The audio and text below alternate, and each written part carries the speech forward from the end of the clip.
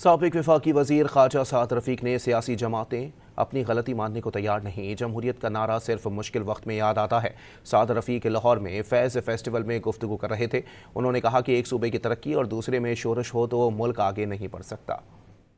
बात यह है कि हम में से कोई अपनी गलती मानने को तैयार नहीं है और चाहता है कि तारीख, और हम चाहते हैं कि उस तारीख से काउंट डाउन शुरू किया जाए जिस दिन हमसे ज्यादती की गई। हमारी तमाम जमातों ने उसी घाट से पानी पिया है जिस घाट से डसे गए हैं। बार बार उसी घाट से पानी पीते हैं और पिछली गलती पर माजरत नहीं करते, शर्मिंदा नहीं होते। जब एक सूबा तरक्की करे और दो सूबों के मुख्तलिफ हिस्सों में शोरिश की कार्रवाई हो तो वो मुल्क कैसे उसको इकट्ठे रखा जा सकता है और कैसे उसे आगे लेके बढ़ा जा सकता है। हम सच बोलने के लिए तैयार नहीं है। जमहूरियत का रोना रोते हैं। जो फंस जाता है उसे जमहूरियत याद आ जाती है। जो शिकंजे से निकल जाता है वो कहता है मेरी मौजा ही मौजा, मैं ठीक हूँ, इसे मरने दो।